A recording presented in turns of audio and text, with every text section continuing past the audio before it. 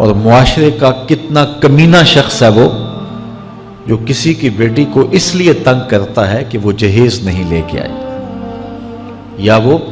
اس کی خواہش کے مطابق، اس کی توقع کے مطابق جہیز نہیں لائی۔ شریعت اسلامیہ نے تو نکاح کو آسان قرار دیا، اور یہ جو ہم اتنی لمبی چوڑی باراتیں لے کر کے چلے جاتے ہیں بیٹی والوں کے گھر میں، تو اسلام میں تو اس کا ایسا کوئی تصور نہیں ہے۔ 500 600 لوگ بیٹی والوں کے ہاں چلے جاتے ہیں اور جس طرح کسی محاذ پہ جا رہے ہیں۔ نکاح فی المساجد کا رواج اگر ڈالا جائے تو ہماری زندگیاں سوکھی ہو جاتی۔ یہ جو مروج سلسلہ ہے، اس سے غریب لوگ تو پریشان ہیں ہی، امیر لوگ بھی سکھ میں نہیں ہیں۔ آج 1 کروڑ روپیہ شادی پہ خرچ آ رہا ہے، اور جس کی 4 بیٹیاں ہیں وہ ساری زندگی اسی کام میں ہی لگا رہتا ہے۔ اور غریبوں کی زندگی تو اجیرن ہے۔ غریب کی بیٹیاں سگڑ ہیں، سمجھدار ہیں، سنجیدہ و متین ہیں، پڑھی لکھی ہیں، خوبصورت ہیں، لیکن ان کے رشتے قبول اس لیے نہیں کیے جا رہے کہ ان کے پاس دینے کے لیے کچھ نہیں ہے۔ اور اب ایک سلسلہ چلا جہیز فنڈ کا اور اجتماعی شادیوں کا، تو شاید کسی کے لیے اس میں تسکین ہو، لیکن میں تو ایک مرتبہ ایسی تقریب میں گیا ہوں تو دکھی ہو کے آیا ہوں۔ ہر شخص کا اپنا مزاج ہوتا ہے، مختلف تنظیمات، مختلف لوگ غریب بچیوں کی اجتماعی شادیاں کر رہے ہیں، تو میں ایک تقریب میں مجھے کھینچ کے کچھ لوگ لے گئے۔ میں نے کہا مجھے تجربہ تو نہیں ہے، لیکن مجھے لگتا ہے کہ میرے لیے تکلیف کا سامان ہوگا، اور دوست جس مقصد کے لیے مجھے لے کے جا رہے ہیں تو ان کا مقصد بھی پورا نہیں ہوگا۔ ایسا ہی ہوا، ایک ہال میں 15 سے 20 بچیاں تھیں، اور دوسری جانب 15 سے 20 بچے تھے، اور ان کے مہمان، ان کا ہجوم تھا، اور اسٹیج کے اوپر جو کرسیاں لگی تھیں ان پر مخیر حضرات بیٹھے ہوئے تھے جنہوں نے سرمایہ لگایا اور جہیز فنڈ دیے، اور تنظیم کے لوگ آ کے اپنی کارکردگی بیان کر رہے تھے۔ تو آخر میں انہوں نے مجھے کہا کہ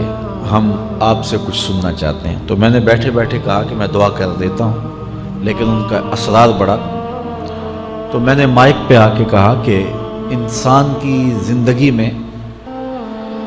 3 موقع ہوتے ہیں جس دن وہ مہمان خصوصی ہوتا ہے، اور سب لوگوں کی نظر اسی کے چہرے پہ ہوتی ہے۔ ایک جب وہ پیدا ہوتا ہے تو کالا کلوٹا بھی ہو تو ساری بستی اس کا منہ دیکھنے آتی ہے، اور اسے بہنیں چاند کہہ کے پکارتی ہیں، چاہے اس کا رنگ گہرا سیاہ کیوں نہ ہو۔ دوسرا موقع انسان پر اس وقت آتا ہے جب وہ دولہا بنتا ہے، تو سارے لوگ اسی کو دیکھتے ہیں، اور وہ نگاہوں کا مرکز ہوتا ہے، اور چیف گیسٹ وہی ہوتا ہے۔ اور تیسرا وقت اس کے اوپر تب آتا ہے جب وہ چٹا لٹھے کا لباس پہنتا ہے، تو سارا شہر اس کا منہ دیکھنے آتا ہے۔ تو میں نے کہا ان غریب لوگوں سے آج تم نے یہ حق بھی چھین لیا۔ آج مخیر حضرات کو اوپر بٹھایا اور ان کو نیچے بٹھایا ہوا ہے،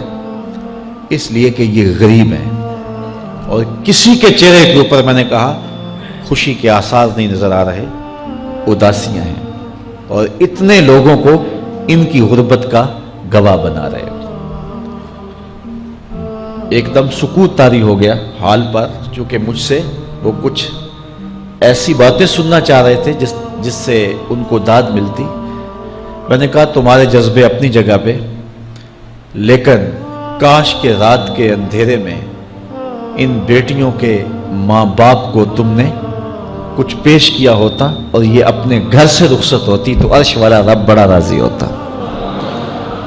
لیکن برا کرے نمائش کا کہ ہم نے ان بیٹیوں کا تماشا لگا دیا۔ میں ایک شہر میں گیا تو وہاں آج کل وہ پہلے تھا نا عمرے کے ٹکٹ محفل نعت میں، تو آہستہ آہستہ مجمع سمٹ گیا، تو اب ایک نیا سلسلہ شروع ہوا ہے کہ جہیز کی پرچیاں نکالی جائیں گی۔ تو اسی سال آپ کے قرب میں ایک جگہ 10 کے 15 جہیز فنڈ تھے، تو مجھے خطاب کرنے کے لیے انہوں نے کہا، تو بڑے شوق سے منتظم محفل نے بتایا کہ 15 بچیوں کا جہیز بھی نکالا جائے گا، اور اس پردے کے پیچھے ہزاروں بچیاں بیٹھی ہوئی ہیں۔